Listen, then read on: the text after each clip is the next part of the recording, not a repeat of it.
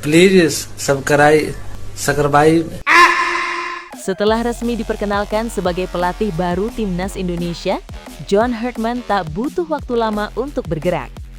Pelatih berpengalaman asal Inggris ini langsung menyiapkan langkah besar yang akan menentukan arah Timnas Indonesia dalam beberapa tahun ke depan. Pengumuman resminya oleh PSSI pada Sabtu 3 Januari 2026 menjadi titik awal era baru bagi skuad Garuda. Mantan pelatih Timnas Kanada tersebut diikat kontrak selama 2 tahun dengan satu target utama yang sangat jelas, membawa Timnas Indonesia tampil kompetitif di Piala Asia 2027. Bagi John Hartman, ini bukan sekadar pekerjaan baru, ini adalah tantangan besar. Indonesia datang ke Piala Asia bukan lagi sebagai pengembira, melainkan tim yang ingin naik level, dan PSSI menaruh ekspektasi tinggi pada sosok yang dikenal punya mental juara dan pengalaman di turnamen besar. Ujian pertama sekaligus terberatnya pun sudah menanti di depan mata. Menurut laporan media Kanada, Walking the Red, John Hartman telah mulai menyusun peta jalan menuju Piala Asia 2027.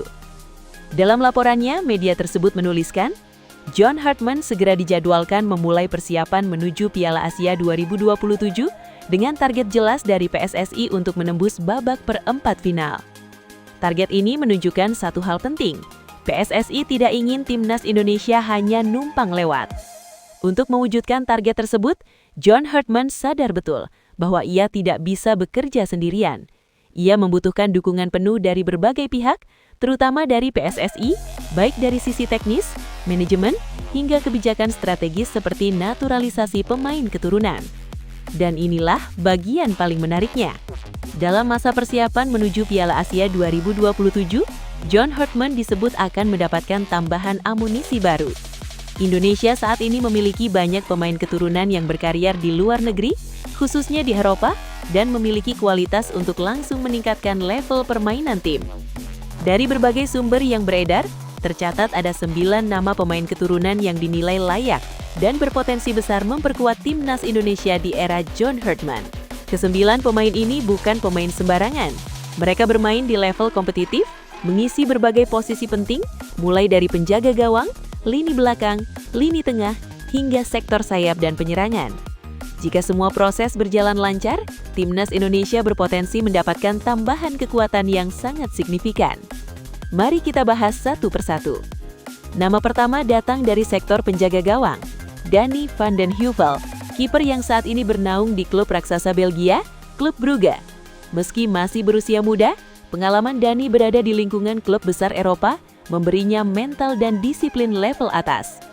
Jika bergabung, ia bisa menjadi investasi jangka panjang untuk posisi kiper Timnas Indonesia.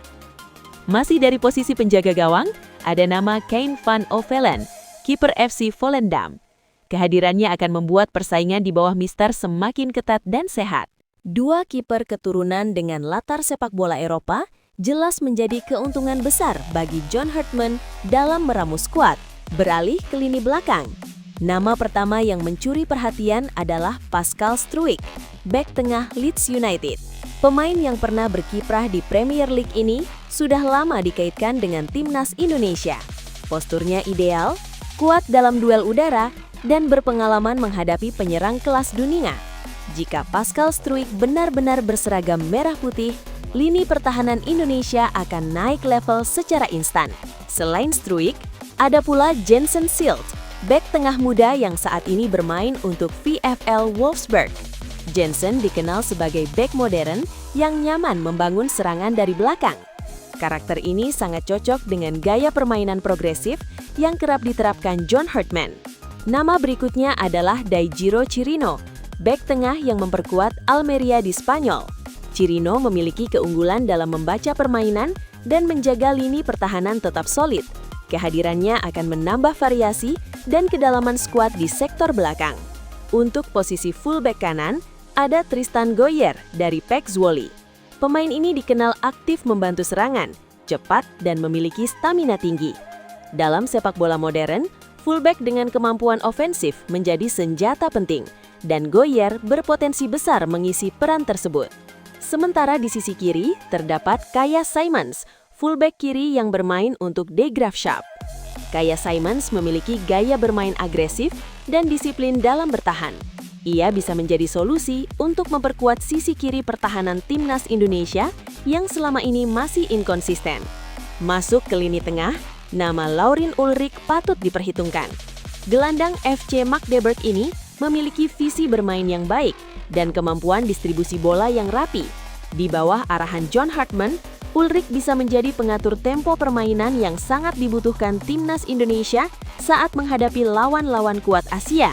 Terakhir, dari sektor sayap, ada Luke Vickery, winger yang saat ini bermain untuk MacArthur FC. Kecepatan, kelincahan, dan kemampuan menusuk dari sisi sayap menjadi keunggulan utama Vickery. Ia berpotensi menambah variasi serangan dan membuka ruang bagi lini depan Indonesia. Dengan total 9 pemain keturunan ini, timnas Indonesia berpeluang mendapatkan peningkatan kualitas di hampir semua lini, mulai dari penjaga gawang, pertahanan, tengah, hingga sektor menyerang.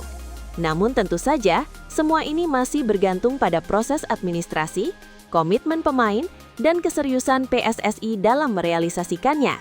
Satu hal yang pasti, kedatangan John Hartman membawa harapan baru. Ia datang bukan hanya sebagai pelatih, tetapi sebagai arsitek perubahan. Dengan pengalaman membawa Kanada tampil di level dunia, Hartman tahu apa yang dibutuhkan untuk membangun tim yang kompetitif.